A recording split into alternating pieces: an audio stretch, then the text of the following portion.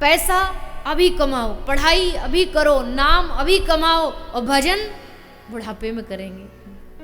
भाई एक ही काम है जो हम हमेशा पीछे के लिए डालते रहते हैं।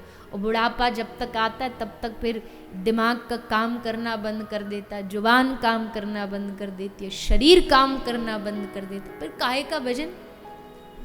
फिर यहाँ से दुख रहा है, यहाँ से दुख रहा, आज इसकी दवाई, आज उसका सीटी स्कैन, इसी में सारा समय निकल जाता है। कहाँ भजन कर पाते हैं? इसलिए भैया जो समय मिल जाए, जब मिल जाए, बस हरि से जुड़ जाओ।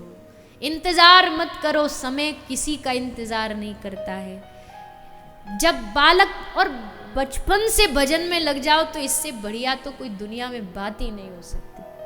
अच्छा बताओ, आप भगवान के सामने जाओगे तो आप ताजा ताजा खिले हुए पुष्पों की माला लेकर के जाओगे या मुरझाए हुए फूलों की माला लेके जाओगे? बताइए जी।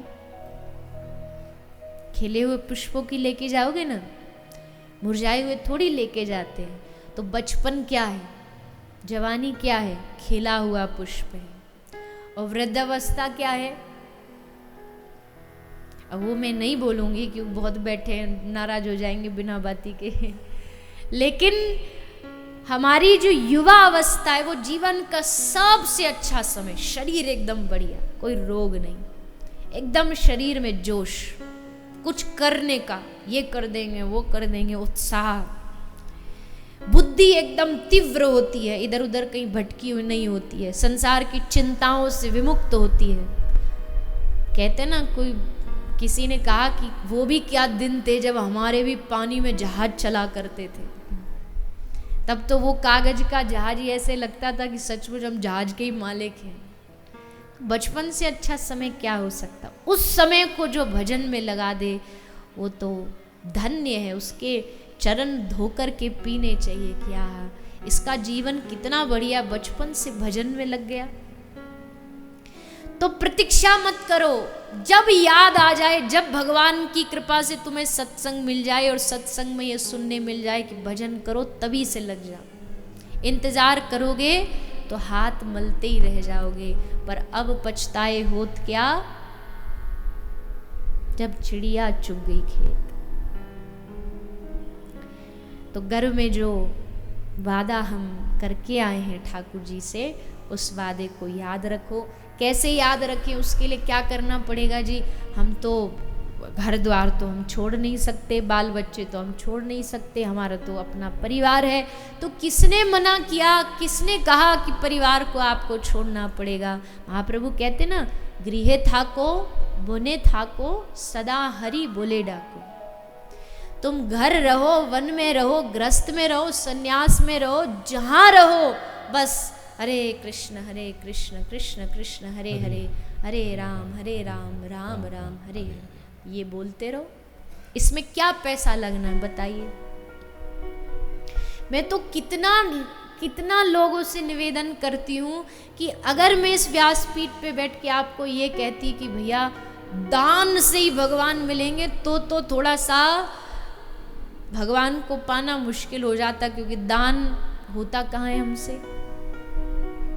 मैं आपसे कहूं कि अपनी दुनिया की सारी, अपनी घर की जितनी आपकी प्रॉपर्टी है, जितनी आपका बैंक बैलेंस है, सब दान कर दो, सब दे दो, लुटा दो सब। तो क्या मेरे कहने से लुटा दोगे?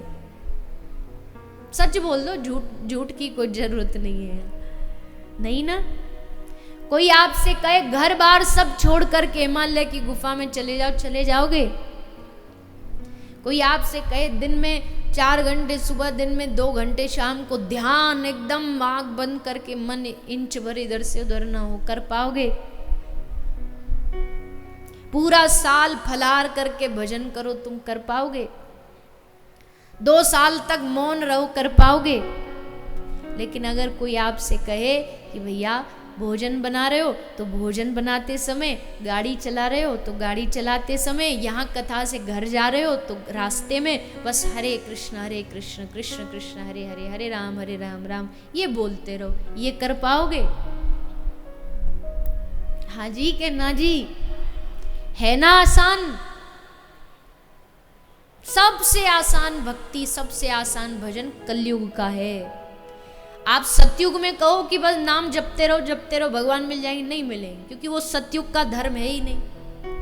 त्रेता में भगवान यज्ञ से मिलते, द्वापर में अर्चना करने से मिलते, पर कलयुग में केवल और केवल हरेर नाम हरेर नामैव केवलम कलौ नास्तैव नास्तैव नास्तैव गतिरन्यथा। नाम के अलावा कलयुग में दूसरी कोई गति नहीं है, नहीं है, नहीं है। और आपसे अच्छा नाम की महिमा कौन समझेगा जो खुद महाप्रभु की धरती पर बैठे हो। महाप्रभु ने एक बार फरमान निकाल दिया। सब कहते महाप्रभु हमारे घर आ जाओ भोजन करने, हमारे घर प्रसाद पाने आ जाओ। महाप्रभु ने कहा इतने सारे इनविटेशन, जाने वाला अकेला आदमी। महाप्रभु ने कहा ठीक है मैं आऊंगा, लेकिन उसी के घर में आऊंगा जो लखपति होगा। मैं लखपति के घर ही भोजन जाके करूंगा। जाओ अद्वैताचार्य को कह दिया कि सबको जाके बोल दो कि महाप्रभु कह रहे हैं लखपति के घर ही भोजन करेंगे महाप्रभु। अब तो जो अज्ञानी थे वो तो समझने लगे अरे ये कैसे महाप्रभु, ये तो पैसा के पीछे, पैसों के, हम कहाँ से, हम तो लखपति हैं ही नहीं। लेकिन जो समझदार थे उन्होंने समझाया अरे बाबरो अपना दिमाग मत लगाओ, महाप्रभु ने लखपति उनको नहीं कहा है कि जिनके पास लाख रुपया हो, करोड़ों रुपया के जो मालिक हो। महाप्रभु के लिए लखपति कौन है? जो एक दिन में 1,00,000 नाम जाप करता हो वो सच्चा लखपति है। मैं उसके घर जाके भोजन करूं। तो सारे नवद्वीप में ये चर्चा फैल गई कि महाप्रभु को घर बुलाना तो 1,00,000 नाम जाप करो। सब लोग माला ले लेके बैठ गए, 1,00,000 नाम जाप करने लगे ताकि महाप्रभु हमारे घर आए। महाप्रभु का हमारे घर आगमन।